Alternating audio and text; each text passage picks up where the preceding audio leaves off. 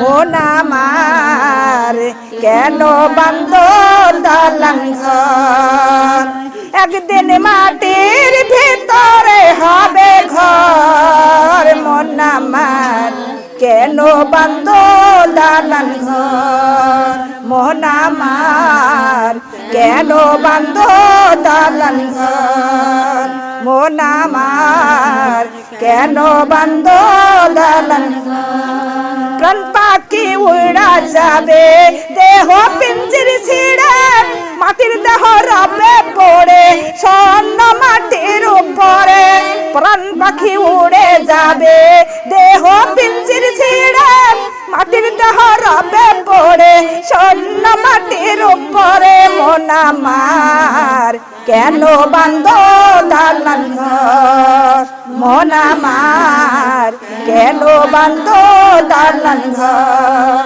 একদিন মাটির ভিতরে হবে ঘর মন আমার কেন বান্ধ দালান ঘর মন আমার কেন বান্ধ দালান ঘর ভাই বোন আত্মীয় স্বজন সঙ্গে কেহই যাইবে না নেকি বদে আমল ছাড়া সঙ্গী কেহই হবে না ছেলে মেয়ে আত্মীয় স্বজন সঙ্গী কেহই হবে না নেকি বদে আমল ছাড়া সঙ্গী কেহই যাইবে না মন আমার কেন বান্ধ দালান ঘর মন আমার কেন বান্ধ দালান ঘর একদিন মাটির ভিতরে হবে ঘর মন আমার কেন বান্ধ দালান ঘর মন আমার কেন বান্ধ দালান ঘর আলহামদুলিল্লাহ আলহামদুলিল্লাহ কত টাকা দিয়া কত পয়সা দিয়া আমরা কত সুন্দর করে ঘর বান্ধি কিনা জোরে বলেন হে দুনিয়ার মামনগা যতই করে দালান কোঠা যতই করে ঘর বাড়ি সব ছেড়ে চলে যেতে হবে কোথায় কথা বলেন ছোট্ট একটা মাটির ঘরের মধ্যে সারা জীবন থাকতে হবে হবে কিনা কথা বলেন হে দুনিয়ার মা বোন গো যখন ঘর বাড়ি করা হয় যখন ঘরটা সৃষ্টি করা হয় নির্মাণ করা হয় এমন সময় রহমতের ফেরেশতা হাজার হাজার চলে আসে আসিয়া এই ঘরের চতুর্পাশ দিয়ে তারা ঘুরতে থাকে আর হাসাহাসি করতে থাকে হাসে আর তারা বলে ওই ফেরেশতারা বলে এই পাগল রাতরা কয়দিনে থাকবি দুনিয়ায় এত টাকা পয়সা খরচ করে কেন এই ঘরে বাড়ি বানাইতেছিস কয়দিন থাকবে এই দুনিয়ায় কয়দিন থাকবে এই ঘরে কথাকান ঠিক না বেঠিক ফেরেশতারা হাসতে থাকে আর বলে যে কতদিন এই ঘরে থাকবি তোরা আর এত টাকা পয়সা খরচ করে কেন এই ঘর তোরা বানাইতেছিস কিন্তু আমরা কত কোটি কোটি টাকা খরচ করেও ঘর বাড়ি বানাই কিনা সব ছেড়ে চলে যাব কোথায় চলে যাব জোরে বলেন কোথায় চলো ওই তোমরা 3.5 হাত মাটির ঘরের মধ্যে থাকতে হবে জনম জনম ধরে থাকবো কিনা জোরে বলেন হে দুনিয়ার মুমিনগণ তাই আল্লাহ তাআলা বলতেছেন ওয়া ইউকিমুনা সালাত সালাতটা কায়েম করো কি কায়েম কথা বলেন সালাত মানে নামাজ নামাজ কায়েম করো নামাজ ছাড়া ওই কবরের মধ্যে শান্তি পাওয়া যাবে কি যাবে এ দুনিয়ার মা বোন গাই এই দুনিয়ায় ঘর বাড়ি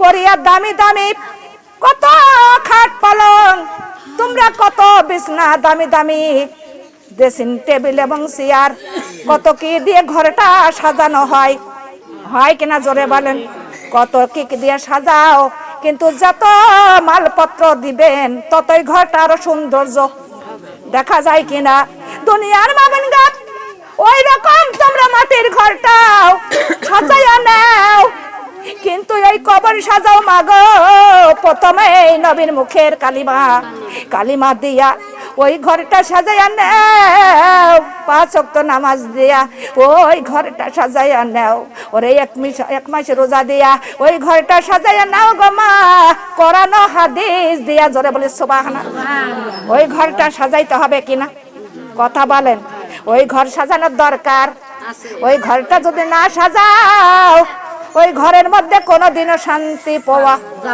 যাবে কি যাবে না এই দুনিয়ার মধ্যে থেকে কত গরম ফ্যান দিতে হয় কিনা ওই কবরের মধ্যে ছোট্ট ঘর, ওই ঘরের মধ্যে শান্তির ব্যবস্থা করার দরকার আছে কিনা? যে ওই কবরের মধ্যে শান্তি যদি না থাকে, একদিন না 2 দিন না অশান্তি কতদিন পাবেন, কিন্তু জনম জনম ধরে থাকতে হবে। হবে কিনা জোরে বলেন? জনম জনম ধরে ওই কবরের মধ্যে থাকতে হবে, একদিন না 2 দিন না, জনম জনম ধরে। হে দুনিয়ার মা বোন গো, এমনকি বাবার বাড়ি ছিলাম, কয় বছর ছিলেন? কথা বলেন, কয় বছর? বেশি হলে 13 থেকে 14, 15। তারপরে চলে এসেছেন স্বামীর বাড়ি। এই বাড়ি কয়দিন থাকবেন? নাই বেশি হলো 100, এর অর্ধ আজ যাবে না। দুনিয়ার মা বোন গো, সব ছেড়ে চলে যেতে হবে। কোথায় যাবেন? কথা বলেন। এমন দেশে যাইবেন, সেই দেশে থেকে আর ফিরে আসা যাবে কি? কয়দিনকার সফরে যাবেন? কথা বলেন। কতদিনকার সফরে যাবেন তা বলেও শেষে নাই। এ দুনিয়ার মা বোন গো, মানুষ যদি জানতো যে কবর থেকে আমরা ফিরে আসবো না, ওরে জানার সত্ত্বেও আমরা কত কি দুনিয়ার মধ্যে করতেছি কিনা জোরে বলেন? সব ছেড়ে চলে যেতে হবে, হবে কিনা? সব ছেড়ে চলে যেতে হবে, কিন্তু কবরের মধ্যে শান্তি জোগাড় করে, কি জোগাড় করে যেতে হবে? কথা বলেন। নেককার হয়ে যাও, নেককার হইতে কোনো টাকা পয়সা লাগবে? নেককার বান্দা বান্দের যখন রুহটা কবজ করতে আসবে, আজরাইল আলাইহি ওয়াসাল্লাম এত সুন্দর রূপ নিয়ে তার পাশে বসে যাবে, 7 ফেরেশতার সঙ্গে থাকবে, 500 রহমতের ফেরেশতা। জোরে বলে সুবহানাল্লাহ। রহমতের ফেরেশতা তার সঙ্গে চলে আসবে, আসিয়া রহমতের ফেরেশতারা সাহায্য নেবেন। এমনকি তাদের হাতে থাকবে ফুলের ঝান্টা। এ দুনিয়ার মা বোন গো, তারা কত সুগন্ধ মেখে নেককার বান্দা বান্দির কাছে হাজির হয়ে যাবে। ওই মালাকাল মউত এমন সুন্দর সুগন্ধ তার গাউদে বেরোইতে থাকবে, তখনই মালাকাল মউত হাতে নিয়ে আসবে ওরে সুন্দর সুন্দর সুন্দর সুন্দর ফুল। এমনকি সেই ফুলগুলো ওই নেককার বান্দারা দেখাবে, এমনকি জান্নাত তার সঙ্গে থাকবে। ওই মৃত্যুর আগেই সে জান্নাতটাও দেখানো হবে। জোরে বলি সুবহানাল্লাহ। যে ব্যক্তি যে জান্নাতে যাবে, সেই জান্নাতটাও দেখাবেন। আবার যে দোজখবাসী হবে, দোজখটাও মৃত্যুর আগে দেখানো হয়। কিন্তু ওই জান্নাত দেখিয়া তখন এই নেককার বান্দা বান্দে মুস্কি মুস্কি হাসতে থাকবে। আর জান্নাতটা দেখার সঙ্গে সঙ্গে তার রূহটা বের হওয়ার জন্য ছটফট করবে। দুনিয়ার মা বোন গো, এমন ছটফট করে যেমন খাঁচার মধ্যে একটা পাখি রাখলে বেরোনোর জন্য ছটফট করে, এইরকম দেহের মধ্যে ওই পরাণ পাখিটা কিন্তু বেরোনোর জন্য ছটফট করবে। কিন্তু এমন সময় মালাকুল মউত এত সুন্দর করে তার রূহটা বের করিয়া একটা রেশমি কাপড়ে একটা সুগন্ধ কাপড়ি বান্ধিয়া আসমানের দিকে রওনা হবে। আসমানের দিকে যখন রওনা হবে, আসমানের 7টা দরজা খুলে যাবে। আসমানের সমস্ত ফেরেশতারা নালত করবে, কি নালত করবে না, তারা করবে শুধু দোয়া। জোরে বলে সুবহানাল্লাহ। কি করবে? জোরে বলেন। দোয়া করতে থাকবে, দোয়া করতে থাকবে। আর ওই রূহটা নিয়ে কিন্তু ইল্লিনি প্রবেশ করে দিবেন। জোরে বলে সুবহানাল্লাহ। কোথায় প্রবেশ করবেন? ইল্লিনি প্রবেশ করবেন। এমন সময় নেককার বান্দার দেহের মধ্যে থাকবে স্বপ্নের রূহ। কিসের রূহ? স্বপ্নের রূহ দেহের মধ্যে থেকেই যাবে। দুনিয়ার মা বোন গো, তার যখন ঘরের থেকে বাহির করে, রহমতের ফেরেশতারা সাহায্য করবে। যখন গোসল করানো হয়, রহমতের ফেরেশতারাও সঙ্গে সঙ্গে গোসল করাইয়া দিবেন। এই নেককার বান্দির যখন কাফন পরানো হয়, তারা সঙ্গে সঙ্গে কাফন পরাইয়া দেয়, তাদের গায়ে আতর শর্মা লাগাইয়া দেয়। জোরে জোরে বলে সুবহানাল্লাহ। এমনকি জানাজার শরীক হয়ে যায়। যখন কবর পর্যন্ত নিয়ে যাবেন, ওই নেককার বান্দা বান্দির সঙ্গে কবর পর্যন্ত হাজির হয়ে যাবে। জোরে বলে সুবহানাল্লাহ। কবরের মধ্যে রেখে সবাই চলে যাবে।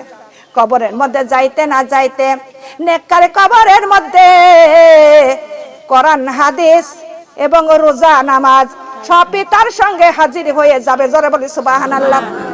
ডান পাশে থাকবে নামাজ, বামে বসবে রোজা, শীতের দিকে বসে থাকবে কোরআন, আর অন্য অন্য আমলরা পায়ের দিকে বসে যাবে। দুনিয়ার মাবুন গো, বিপদ আসার কোনো ক্ষমতা, চারিদিকে ঘেরোয়ার হয়ে যাবে। যতই বিপদ আসবে কোনো বিপদ আসতে পারবে না। সমস্ত বিপদ তারা দেখে দেখে, ওই আযাবগুলো দেখে দেখে তারা নিজেরাই চলে যাবে। জোরে বলে নাও সুবহানাল্লাহ। হে দুনিয়ার মাবুন গো, কবরের মধ্যে এত শান্তি আর শান্তি। মুনকার নকির ফেরেশতা চলে আসবে, আসিয়া বলবে মার রব্বুকা মা দিনুকা মান নাবিয়ুকা। তিনি বলবে রব আমার আল্লাহ, দিন আমার ইসলাম, নবী আমার মুহাম্মদ সাল্লাল্লাহু আলাইহি ওয়াসাল্লাম। সঠিক জবাব দিয়ে দিবেন। এমন সময় ওই ফেরেশতা বলবেন উপর দিকে একটু তাকাও। উপরের দিকে তাকাইবে, জান্নাতটা দেখতে পারবে। জান্নাতের মধ্যে যত ফলমূল, যত মিষ্টি সামগ্রী, খাট পালং সবকিছু দেখতে পারবে। জোরে বলে সুবহানাল্লাহ। ও দুনিয়ার মাবুন গো, তখন এবারে ফেরেশতা বলবেন একটু পায়ের দিকে তাকাও। পায়ের দিকে তাকাইবে, তখনই পায়ের দিকের দরজা খুলে যাবে। তখন জাহান্নামের আগুন দাউ দাউ করে জ্বলতে থাকবে। সব বিশ্ব এমনকি ফনা ধরে থাকবে। সমস্ত ভয়ঙ্কর শাস্তিগুলো দেখা যাবে। তখন এই ফেরেশতা বলবেন হে নেককার বান্দা, এমন ভয়ঙ্কর আযাব থেকে তোমার আল্লাহ এবং নাজাত দিয়ে দিবেন। জোরে বলে সুবহানাল্লাহ। সঙ্গে সঙ্গে দজকের দরজাটা বন্ধ করে দেওয়া হবে। আর কবরের মধ্যে তার আর কোনো টেনশন নাই, তার আর কোনো আযাব নাই। তখন একটা ফেরেশতা আসবে, তার হাতে থাকবে একটা হার। হার নিয়ে চলে আসবে। হার এত সৌন্দর্য, তিনি কবরের বাসিন্দার বলবে কত সুন্দর হার, এই হার তো জীবনেও দেখি নাই, একটু দাও না একটু দেখি। হারটা হাতে নেওয়ার সঙ্গে সঙ্গে হারটা খণ্ড খণ্ড হইয়া ছিঁড়ে যাবে। এমন সময় ওই ফেরেশতা বলবে তুমি আমার হার ছিঁড়ে দিছো, হারটা গেতে দাও। হারটা গাঁথতে না গাঁথতে কিয়ামত হয়ে যাবে। জোরে বলে সুবহানাল্লাহ। হে দুনিয়ার মাবুন গো, নেককার বান্দা বান্দির কোনো কবরের টেনশন আছে? কবরের মাটি এত শান্তিময় হয়ে যাবে। ওই কবরের মাটি মার চাইতো স্নেহ করতে থাকবে, মার চাইতো আদর করতে থাকবে। মার কোলে যেমন শিশুরা দুধ পান করে আর ঘুমায়, আরামের সাথে ঘুমায় কিনা, মায়ের কোলে কত শান্তি পায় কিনা। দুনিয়ার মা বোন গপ, ওই নেককার বান্দা বান্দি কবরের মধ্যে মার মতো মার কোলে যেমন ঘুমায় শান্তি পায়, নেককার বান্দারাও ওই মাটির বুকে যেমন মার মতো শান্তি পাবে। আর ওই মা ওই কবরের মাটি তাদের ঘুম পাড়াইয়া দিবে ওই কিয়ামত পর্যন্ত। জোরে জোরে বলি সুবহানাল্লাহ। এ দুনিয়ার মা বোন গো, কবরটাই আমাদের সমস্ত জিনিস চাইতে আপন কিনা জোরে বলেন। ওই কবরের মাটিতে আমাদের থাকতে হবে সারা জনম। কথা কন, সারা জনম ধরে ওই কবরের মধ্যে আমাদের থাকতে হবে। ওখানে আমাদের আপন বলতে কেউ থাকবে, আপন হবে একমাত্র আমার আল্লাহ, একমাত্র কবরের মাটি। কথা বলেন ঠিক না বেঠিক? কবরের মাটি ছাড়া ওই গর্তের মধ্যে কেউ আমাদের শান্তি দিতে পারবে? এ দুনিয়ার মা বোনকে কেন আমরা বুঝি না, কেন বোঝেন না? ওরে আজকে বাদে কালকেই তো চলে যাব কিনা? হে দুনিয়ার মা বোন, আল্লাহর ইবাদত করো আর রাসূলের মহব্বত করো। জোরে জোরে বলি সুবহানাল্লাহ। হে দুনিয়ার মা বোন, কিন্তু হালাল খাবার খাইতে হবে, হালাল রোজগার করতে হবে। কি রোজগার করব? হালাল রোজগার এবং হালাল খাবার খাইতে হবে। হালাল খাবার না খাইয়া যদি ইবাদত করেন, ওই ইবাদত আল্লাহ কোনদিনও পছন্দ করে? জোরে বলেন। ওরে ওই বেহালালি জিনিস এক ফোঁটা যদি আপনার দেহের মধ্যে থাকে, 40 দিন পর্যন্ত আপনার কোন আমলই আল্লাহর দরবারে কবুল কার কথা জোরে বলেন?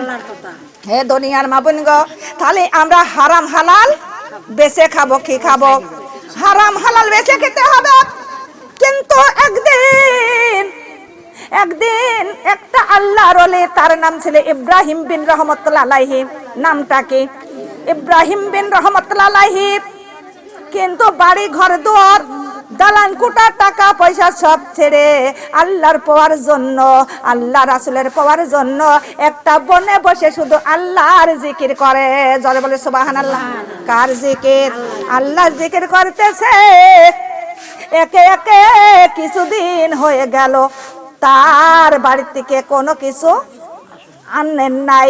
কিন্তু গায়ে ছিল একটা ছিঁড়া ফেরা জামা, পরনে ছিল একটি বস্ত্র, কিন্তু পণ্যের বস্ত্রটা ছিঁড়ে গেল। একটা সুজি কিনে আনিয়া তিনি বস্ত্রটা সেলাই করলেন, গায়ের জামাটাও ছিঁড়ে গেল। গায়ের জামাটা সেলাই করতে করতে একটা নদীর কিনারা দিয়ে যায়।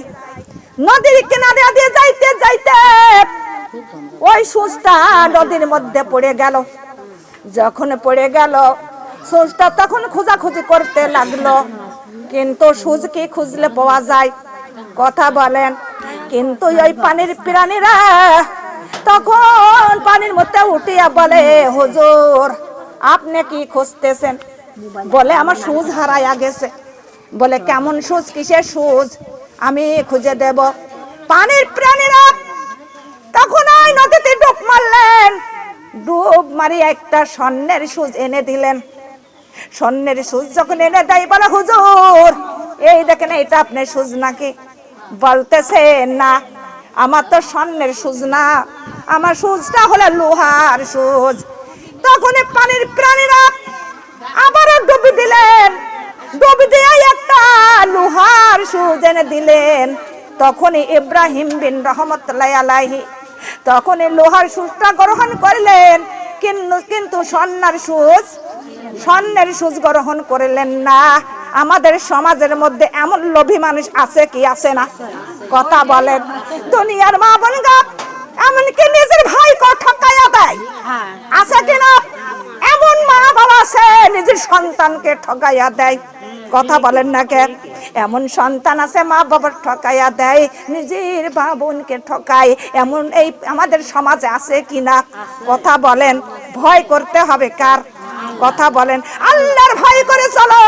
আল্লাহর ভয় যার মধ্যে আছে, সে কোনোদিন এই ধোঁকা দিতে পারে কি? পারে না। দুনিয়ার মা বোন গো, ইব্রাহিম বিন রহমতুল্লাহ আলাইহি কিন্তু দুনিয়ার লোভিত না, তিনি করে আখিরাতের ভয়। কিসের ভয়? আখিরাতের ভয়, আল্লাহর ভয়। কেমন সময় ইব্রাহিম বিন রহমতুল্লাহ আলাইহি সেই বনের মধ্যে চলে আসলেন।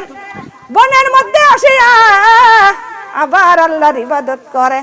আল্লাহর ইবাদত করতেছে, এমন সময় কে যেন পাশে দিয়ে বলে, ওই হো ইব্রাহিম, যতই তুমি ইবাদত করো তোমার ইবাদত আল্লাহর দরবারে কবুল হচ্ছে না। এমন কথা শুনলে কেমন ভালো লাগে? কথা বলেন।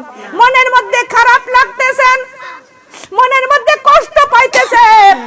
ইব্রাহিম বিন রহমতুল্লাহ আলাইহি দুই চোখের পানি ছেড়ে দিল, ছেড়ে দিয়ে কাঁদতেছেন আল্লাহর কাছে, আল্লাহ কিন্তু আমি ঘর বাড়ি দালান কোটা টাকা পয়সা জমি জায়গা সব ছেড়েছি, কিন্তু তোমার পর জন্য আমি রাতের দিনে ঘুম হারাম করে দিয়ে আমি তোমার পাওয়ার জন্য বনে এসেছি। ঘুম আরাম সব আমি ছেড়ে দিছি একমাত্র তোমার পাওয়ার জন্য, কিন্তু আমার ইবাদত কেন কবুল হয় না এটাই আমি জানতে চাই। কিন্তু এরকম ভাবে তিনি কাঁদতেছেন আর মনে মনে বলে, আমি তো কোনোদিন কারণ মনে কষ্ট দিই নাই, কোনোদিন কারণ মনে ধোঁকা দিই নাই, কারোর একটা টাকাও মেরে খাই নাই, কিন্তু কারোর আমি মাথায় লাঠিও মারি নাই। কেন আমার দোয়া, আমার ইবাদত কেন আল্লাহর দরবারে কবুল হবে না? এমন কথা বলে তিনি চিন্তিত আছেন। এমন সময় হঠাৎ করে একটা কথা মনে পড়ে গেল। কথাটা মনে পড়ে গেল যে আমি একদিন বাজার থেকে আমি 1 কেজি খেজুর কিনেছিলাম। আর ওই খেজুর আমার 2টা খেজুর মাটিতে পড়ে গিয়েছিল, কিন্তু ওই 2টা খেজুর আমি তুলে খেয়ে ফেলেছিলাম। হয়তো ওই 2টা খেজুর আমার ওজনের ছিল না, ওই 2টা খেজুর হয়তো ওই দোকানদার ছিল, তাছাড়া তো আমার কোনো কথাই মনে পড়ে না। এই কথা মনে পড়ার পরে ইব্রাহিম বিন রহমতুল্লাহি তখন ওই বন ছেড়ে পথে রওনা হয়ে গেল। হাঁটতে হাঁটতে পথ চলতে চলতে অনেক দিন হয়ে গেল, সেখানে সেই শহরে চলে গেল। শহরে যাইয়া তিনি খোঁজ করতেছে কোথাকার দোকান কোথায় চলে গেছে। 10-20 বছর যদি পরে যাওয়া যায়, সেখানে শহরটা চিনাই যায় না। কথা বলেন ঠিক কি বেঠিক? কিন্তু কোথাকার দোকান কোথায় কিছু চিনার মতো নাই। ইব্রাহিম বিন রহমতুল্লাহি আলাইহি তিনি চারিদিকে ঘোরাঘুরি করতেছে, কিন্তু দোকানের কোনো খোঁজ পাচ্ছে না। এমন সময় একটা যুবক আসিয়া বলে, হুজুর আপনি এমন ভাবে চিন্তিত কেন, আর কার আপনি খোঁজ করতেছেন বলেন? ইব্রাহিম বিন রহমতুল্লাহ আলাইহি চোখের পানি ছেড়ে দিয়ে 2 চোখের পানি তার ঝর্ণার মতো গাল বেয়ে বেয়ে পড়তেছে। আর বলতেছে, যুবক রে, আমি 20 বছর আগে এখান থেকে শহরের থেকে 1 কেজি খেজুর কিনেছিলাম, কিন্তু 2টা খেজুর দোকানে পড়ে গিয়েছিল, কিন্তু সেই 2টা খেজুর আমি খেয়েছিলাম। কিন্তু আমার আজকে মনে পড়েছে ওই খেজুর 2টা মনে হয় আমার ছিল না, হয়তো ওই দোকানদারের ছিল। ও যুবক, ওই খেজুর আওলার দোকানদার কোথায় তুমি কি জানো? আমার কি খোঁজ দিতে পারবে? যুবকটা তখন বলতেছে, কিন্তু তিনি ওই দোকানদার ছিল আমার বাবা, কিন্তু আমার বাবা আজ যাবত কয়েকদিন হলো মারা গেছে, কিন্তু মারা গেছে।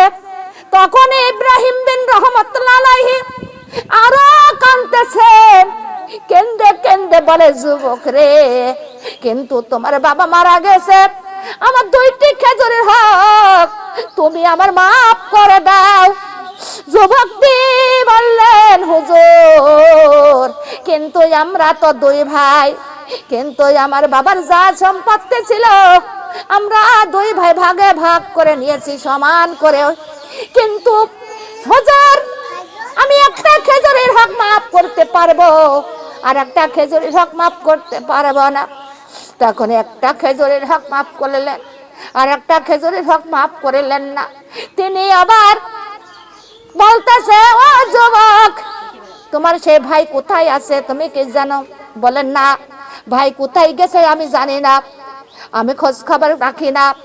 তখনই আবার ইব্রাহিম বিন রহমতুল্লাহ আলাইহি আবার কতদিন ভরে খোঁজাখুঁজি করতে করতে অনেক বছর পরে সেই যুবকের খোঁজ পেয়ে গেল।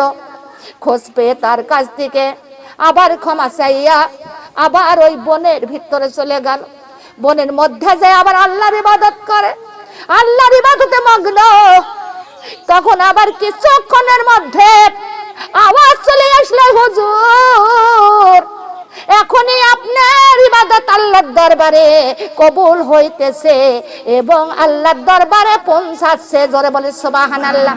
হে দুনিয়ার মাবুনগণ, কিন্তু 2টা খেজুর উনি কি চুরি করে খাইছে? কথা বলেন, চুরি করে খায় নাই, কিন্তু তিনি মনে ভাবেছে আমার ওজনের খেজুর, তাই বলে খেয়ে ফেললেন।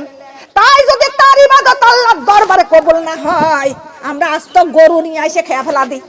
কথা বলেন না কেন? এমনকি পরের ঘরের মধ্যে একটা ছাগল পাইনিয়ে নিয়ে এসে জবাই করে খায়। কথা বলেন, এমন সন্তান আছে কিনা? কথা বলেন, এমন সন্তান জন্ম দিয়ে সেই মা বাবা কোনোদিনও জান্নাত পাবে? জোরে বলেন, কবরে শান্তি পাওয়া যাবে, কিন্তু এমন সন্তানে মনে হয় নাই। আছে কিনা? জোরে বলেন। হে দুনিয়ার মা বোনগণ, কিন্তু এমন খাবার খাইলে কোনোদিনও তার দোয়া আল্লাহর দরবারে কবুল তার ইবাদত আল্লাহর দরবারে কবুল হবে, জোরে বলেন। কিন্তু হবে না, সত্য পথে চলতে হবে। কোন পথে, জোরে বলেন। আল্লাহ বলেন ইহদিনাস সিরাতাল মুস্তাকিম, আল্লাহ বলেন বান্দারে সঠিক পথে চলো। কোন পথে চলতে হবে, জোরে বলেন। সঠিক পথে চলো। আর সঠিক পথে চললে আল্লাহ কোনোদিনও অশান্তি দেয়, জোরে বলেন। শান্তি দেয়। দুনিয়ার মা বোন গো, যারা সঠিক পথে চলে তাদের কোনো অশান্তি আছে? তাদের কোনো ভয় ভীত আছে, জোরে বলেন। তার কোনো ভয় নাই, তার কোনো অশান্তি নাই। দুনিয়ার মা বোন গো, সঠিক পথে যারা চলে তার কোনো দিনও তার কোনো অভাব অনটন হয়, জোরে বলেন। একদিন একটি সাহাবী রাস্তা দিয়ে যাচ্ছিলেন, যাইতে যাইতে আল্লাহর নবীর সঙ্গে দেখা হয়ে গেল। আল্লাহ রাসূলকে বললেন, ইয়া রাসূলুল্লাহ, ইয়া হাবিবাল্লাহ গো, আজকে 3 দিন আমার বিবি আমরা সবাই অনাহারে। কয়দিন, জোরে বলেন। 3 দিন অনাহারে। 3 দিনের মধ্যে আমার বাড়ি ঘরে কোনো খাবারের ব্যবস্থা নাই। আল্লাহর নবী বললেন, ও সাহাবী তুমি বাড়ি যাও, বাড়ি যাইয়া নামাজে তোমার বিবির নামাজ আদায় করতে কও, আর তুমি মসজিদে চলে আসো, কিন্তু তোমার ঘরে ঘরে খাবারের ব্যবস্থা হয়ে যাবে, জোরে বলি সুবহানাল্লাহ। এমন সময় ওই লোকটা মসজিদে চলে গেল আর বিবিকে বলে গেল, বিবি তুমি এখনই ওযু করে নামাজে দাঁড়াইয়া যাও। কেন নেই? আল্লাহর নবী বলেছেন ওরা নামাজের মধ্যেই আমাদের খাবারের ব্যবস্থা হয়ে যাবে, জোরে বলি সুবহানাল্লাহ। আল্লাহর নবী কোনোদিন মিথ্যা কথা আল্লাহর নবী কোনোদিন বলে না। এমন সময় বিবি ওযু করে নামাজে দাঁড়িয়ে গেল, কিন্তু তার স্বামীও মসজিদে নামাজ পড়তে চলে গেল। কিন্তু উনি বাড়িতে যা বললেন, বিবি আমাদের কি খাবারের ব্যবস্থা হয়েছে? বলেন না স্বামী, কোনো খাবারের তো ব্যবস্থা নাই। কিন্তু সাহাবী বলেন, বিবি রে আমাদের মনে হয় ওযুটা ঠিক হয় নাই, ওযুর মধ্যে মনে হয় কিছু গন্ডগোল আছে, ভালো করে আবার ওযু করে নামাজে দাঁড়িয়ে যাও। আবার আমি মসজিদে চলে গেলাম, আবার তার বিবি ওযু করে নামাজে দাঁড়িয়ে গেল, আর সাহাবী আবার মসজিদে চলে গেল। আবারও নামাজ শেষ করে বাড়িতে চলে আসলেন। বাড়িতে এসে বলে, বিবি খাবারের কি ব্যবস্থা হয়েছে? বলেন না স্বামী, খাবারের তো কোনো ব্যবস্থা নাই। সাহাবী বললেন, বিবিরা আমার বিশ্ব নবী কোনদিন মিথ্যা কথা বলে না। ওরে আমার দয়ার নবী কোনদিনও মিথ্যা কথা, কোনদিন ছলচাতুরি কথা তিনি বলেন না। বিবি রে আমাদের মনে হয় নামাজের মধ্যে কোনো গন্ডগোল আছে, নামাজটা হয় নাই। বিবি তুমি আবার সুন্দর করে ওযু করে সুন্দর ভাবে নামাজে দাঁড়াইয়া যাও, ধীরে ধীরে নামাজটা আদায় করো। বিবি আবার সুন্দর করে ওযু করে আবার নামাজে দাঁড়িয়ে গেলেন। সাহাবী আবার মসজিদে চলে গেল, মসজিদে নামাজ আদায় করে বাড়িতে চলে আসলো। বাড়িতে আসিয়া বলে, বিবি এবার কি খাবারের ব্যবস্থা হয়েছে? বিবি তখন বলতেছে, স্বামী খাবারের ব্যবস্থা হয়ে গেছে। সবাই বলে সুবহানাল্লাহ। সাহাবী বলেন, বিবি রে কেমন করে কিভাবে আমাদের খাবারের ব্যবস্থা হয়ে গেল? বিবি বলে, স্বামী গো নামাজের মধ্যে নামাজ শেষ হয়ে গেল, ওরে তখন আমি সালাম ফিরে শুনতে পারলাম স্বামী আমার ঘরের মধ্যে ঠক ঠক একটা আওয়াজ হচ্ছে, কিন্তু নামাজ শেষ করে ঘরের মধ্যে চলে গেলাম। ঘরের মধ্যে যায় দেখি স্বামী ডাবের পরে একটা জাতা এসে ওরে গম ফেসতেছে, জোরে বলে সুবহানাল্লাহ। ওরে জাতাটা যতই ঘরতেছে সাতই ও ওই গমের আটা ওরে নিচেই পড়ে গাদি হয়ে গেল। ও স্বামী দেখেন এখনো ঘুরতেছে। ওই সাহাবী তখন ঘরের মধ্যে উঠে গেলেন, উঠে যে খুশি হইয়া গেল, খুশি হইয়া জাতাটায় হাত দিল, জাতাটা সঙ্গে সঙ্গে বন্ধ হইয়া গেল, জোরে বলে হ্যাঁ। দুনিয়ার মা বোনগা আল্লাহর নবী সমস্ত কথা জানতে পারলেন, জানিয়া বলেন, আচ্ছা কিন্তু ওই জাতাটাই যদি তুই হাত না দিতি তাহলে ওই জাতাটা কিয়ামত পর্যন্তই ঘুরতে থাকতো। কিন্তু তুই হাত দিছিস, ওই আল্লাহর কুদরত কোনোদিন কেউ দেখতে পারে? জোরে বলেন, কেউ দেখতে পারে না। তাই তুমি হাত দেছো, তাই ওই জাতাটা বন্ধ হয়ে গেছে। ওই জাতা আরে কোনোদিনও ঘুরবে না। দুনিয়ার মাবুন গো, আল্লাহর কুদরত কেউ দেখতে পারে। আর নামাজে পড়ে যারা নামাজি আওলা, তাদের কোনোদিনও অশান্তি, ঘরে অশান্তি, বাইরে অশান্তি, জীবনে কোনো অশান্তি হয়? জোরে বলেন, এ দুনিয়ার মাবুন গো, শান্তি দেওয়ার মালিক কে? জোরে বলেন। কতজন 10 তলার উপরেও থাকিয়া তার অশান্তি, কথা বলেন, অশান্তি। এমনকি কত টাকা পয়সা, ঘর বাড়ি, দালান কোঠা, কত স্বর্ণের গহনা নিয়েও তার মধ্যে অশান্তি আছে কিনা? জোরে বলেন। কিন্তু এমন এমন লোক আছে দেখবেন, এক বেলা জুটায় আর এক বেলা জুটায় না, খাবার পায় না, তাদের মধ্যে শান্তি আছে কিনা? এ দুনিয়ার মাবিন গো, শান্তির মালিক কে? শান্তির মালিক আল্লাহ। তাই শান্তির জন্য আমাদের আল্লাহর পথে চলতে হবে। আল্লাহ কোনোদিন অভাব অনটনে রাখে না। আল্লাহ যেটুক দিবে সেইটুক নিয়েই সন্তুষ্ট থাকতে হবে। সেইটুক দিয়েই আমরা শুকরিয়া আদায় করব। কার শুকরিয়া? আল্লাহর শুকরিয়া আদায় করব। জোরে জোরে বলি সুবহানাল্লাহ। দুনিয়ার বাবুন গো, একটা হাদিস দেখলাম, একটা তার বাড়ির স্বামী, কিন্তু স্বামী তিনি বিবাহ করলেন, বিবাহ করে ঘরে বিবি নিয়ে আসলেন। বিবি নিয়ে আসার পরে কিন্তু কাজকর্ম করে না। কি করে না? কাজকর্ম করে না, শুধু আল্লাহর ইবাদতে মগ্ন। জোরে বলি সুবহানাল্লাহ। কার ইবাদতে? আল্লাহর ইবাদতে মগ্ন, কিন্তু কাজকর্ম নাই। এক বেলা করে আর 2 বেলা করে না। তার কি বউ থাকে কার বাজারে? কথা বলেন, বউ থাকে না কেন? না, কত কত মহিলারা কিন্তু এমন কষ্ট করতে চাই, জোরে বলেন, চাই না। কিন্তু তার বিবি বলে, স্বামী আপনি কিন্তু কাজকর্ম করেন না, আপনার ভাত আমি আর খাবো না। কিন্তু আপনি এমন কি মাওলার ইবাদত করেন, রাত দিন ইবাদত করলে পেট ভরে না। আপনি কালকে উঠিয়া কালকে কামলা দিতে যাবেন। স্বামী সকালে বেলা ফজরের নামাজ আদায় করে রওনা হয়ে গেল কাজের সন্ধানে। কাজের সন্ধানে একটা জায়গায় যা বসে আছে, কিন্তু সবাই যার যার কাজে সেই চলে গেল, কিন্তু ওর কেউ ডাকিল না। না ডাকার পরে তিনি উঠিয়া কিছুক্ষণের পর উঠে একটা জঙ্গলের মধ্যে চলে গেল। জঙ্গলের মধ্যে যাইয়া তিনি আল্লাহর জিকিরে মগ্ন। জোরে বলি সুবহানাল্লাহ।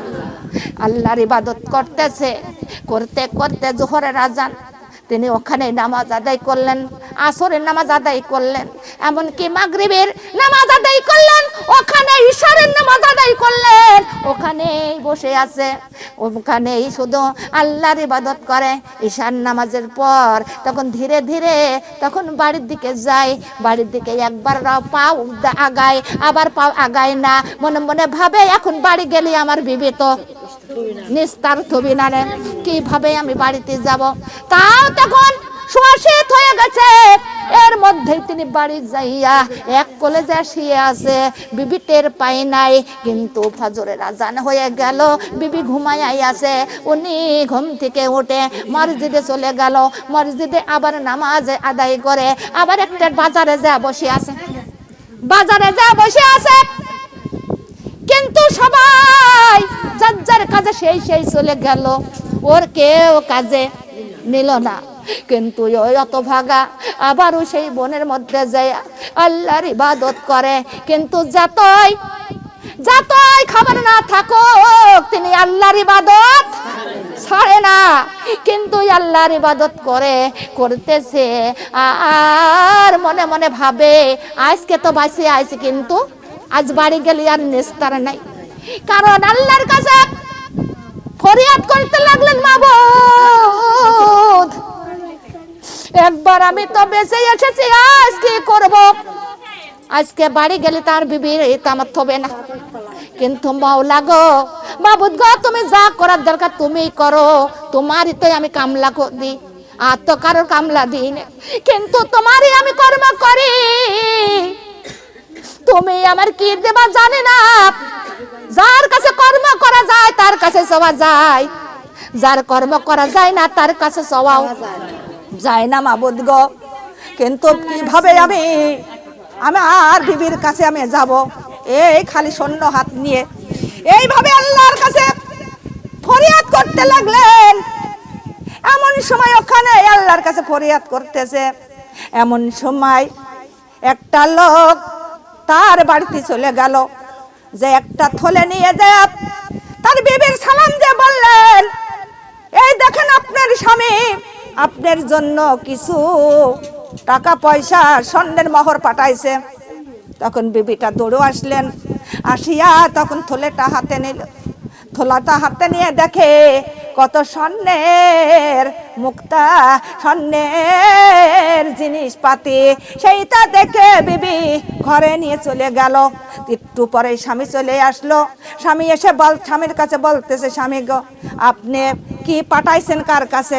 বলেন না আমি তো কিছু পাঠাই নাই।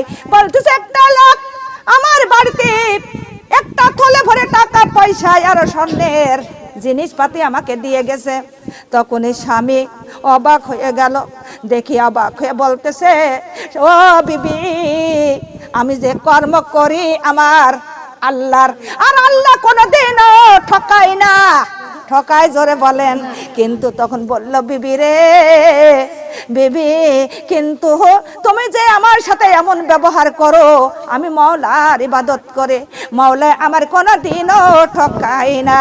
কিন্তু আমার মাওলার এমন চাকরি করি, তাই সেই বোনাস আজকে আমার নিজ হাতে দিয়ে দিয়েছেন। জোরে বলে সুবহান। হে দুনিয়ার মা বোন গো, ওই কিছু টাকা পয়সা খাইতে খাইতে ফুরিয়ে গেল, আবারও ওই রকম শূন্য হয়ে গেল। আর শুধু আল্লাহর ইবাদত করে। বিবি বলার স্বামী এই তো থাকতে থাকতে তুমি একটু কর্ম করো, কিন্তু তাহলে তো আবার আমাদের না খেয়ে থাকা লাগবে না। কিন্তু তিনি কর্ম করে শুধু আল্লাহর। কার কর্ম করে? আল্লাহর কর্ম করে। কর্ম করতে করতে 2-3 দিন আবার অনাহারে। কিন্তু এমনই সময় ওই স্বামী তখন মনে মনে ভাবে, কিন্তু আমি থলে নিয়ে এসেছি চাউল ডাউল নেওয়ার জন্য, আজকে যদি না নিয়ে যাই বাড়িতে আমার উঠতে দেবে না, জায়গা দিবে না।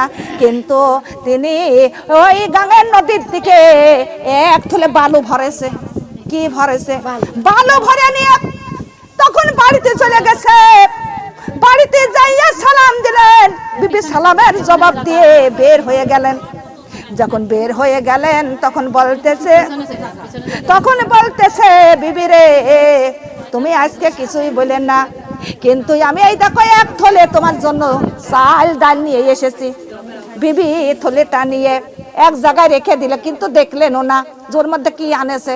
ও তো নিয়ে গেছে কি বালু, কিন্তু নিয়ে যা রেখে দিয়েছে। বিবি বলতেছে আমার জায়গায় রেখে দিয়েছেন। বিবি বলতেছে স্বামী আপনি কোথায় ইনকাম করতে গেছিলেন, কর্ম করলেন কার? তখন স্বামী বলতেছে, বিবি রে আমি একটা কর্ম করেছি আজকে একটা বাদশার। জোরে বলে সুবহানাল্লাহ। আমার এমন একটা বাদশার আমি কর্ম করেছি, সেই বাচ্চাই আমার কারোর খালি হাতে ফিরেই না। কিন্তু তো নিয়ে আসে কি বালু দেখেই বউ খুশি হয়েছে, মনে করে মধ্যে ও তার দেখি নাই। কিন্তু সকালবেলা উঠে তখন বিবি রান্না করতে যাবে, ওই ব্যাগটা খুলতে গেল। আর স্বামী মনে মনে বলে যে ও যদি দেখে ফেলে তা তো আমার আজকে নিস্তার নাই। তো দেখতে দেখতে আমি এক পাশ দিয়ে চলে যাব। কিন্তু এইটা কল্পনা করতেছেন, এমন সময় ওই বিবি যখন ব্যাগের কাছে ওই থলের কাছে গেল, থলের কাছে যে থলেটা খুললো, খোলার সঙ্গে সঙ্গে দেখে রে ওই থলের মধ্যে হীরা মুক্তা চুমকাচ্ছে। জোরে বলে সুবহানাল্লাহ। তখন ওই মহিলাটা অবাক হয়ে তখন স্বামীকে ডাক দেয়। স্বামী টানা পাও করে দৌড় দিচ্ছে, বলে আজ আবার নিস্তার নাই। ওরে বিবি বলে স্বামী রে তুমি একবার আমার কথা শুনে যাও আর দেখে যাও। স্বামী তখন একবারে দুইবার তিনবার যখন ডাকি দিলেন, স্বামী তখন ফিরে আসলো। ফিরে আসার পরে বলতেছে, বিবি কি হয়েছে? বলতেছে, স্বামী আপনি চাল ডাল কি নিয়ে এসেছেন, কিন্তু থলের মধ্যে দেখেন এটা কি। থলের মধ্যে তখন থলেটা খুলে দেখে শুধু সোনা মুক্তা ভর্তি করা। জোরে বলে সুবহানাল্লাহ। আল্লাহ পারে কি পারে না? আল্লাহর ক্ষমতা আছে কি না? কিন্তু আমরা এমন কি মনে করি যে আমরা নামাজ পড়বো সেইটুকু সময় কাজ করব, করে কিনা মনে মনে ভাবি না কিনা? জোরে বলেন। এ দুনিয়ার মালিক, আমাদের হায়াতের মালিক আল্লাহ, মওতের মালিকও, রিজিকের মালিকও, চলাফেরার মালিক, সব কিছুর মালিক, দুনিয়ার মালিক, কথা বলার মালিক, সব কিছুর মালিক আমার আল্লাহ। আল্লাহ আল্লাহ যদি বাঁচাই গো, কারোর মারার ক্ষমতা আছে? কথা বলেন। নমরুদের আগুন থেকে বাঁচাইছিলেন কে? কথা বলেন। কার বাঁচাইছিল? ইব্রাহিম আলাইহিস সালাম। আবার এমন কি দেখেন, মুসা নবীকে তুর পাহাড় থেকে বাঁচাইয়া দিল কে? কথা বলেন। হে দুনিয়ার মা বোন গো, এমন কি ইউনূস নবীর মাছের পেট থেকে উদ্ধার করেছে কে? কয়দিন ছিলেন মাছের পেটে? 40 দিন ছিলেন। কয়দিন? 40 দিনের মধ্যে ওই মাছ ইউনূস নবীর হজম কার হুকুমে? কথা বলেন। সেই আল্লাহ আছে কি আছে না? আছে। সেই আল্লাহ আছে এবং থাকবে। সব কিছু ধ্বংস হয়ে যাবে, তা আবার আল্লাহ রাজত্ব করবে। জোরে জোরে বলি সুবহানাল্লাহ। কথা বলেন ঠিক না বেটি? সব কিছু ধ্বংস হবে। এই ঘরে বাড়ি দালান কোঠা, এই আসমান জমিন পাহাড় পর্বত সব কিছু তুলার মতো উঠতে থাকবে, কিন্তু আমার আল্লাহ তখনও রাজত্ব করবে। করবে কিনা? জোরে বলেন। আমার আল্লাহ সেই দিন বাদশাহী করবে। ও দুনিয়ার বাবুনগো, সেই আল্লাহর ভরসা করে আল্লাহর ইবাদতের মধ্যে চলে যান। আর এদিকে ওদিকে আর তাকাবেন না, কেননা সময়টা চলে যায়। বেলা তো উঠে গেছে, বেলাটা ডুবেও যাচ্ছে। কথা বলেন ঠিক কি বে ঠিক? লা ইলাহা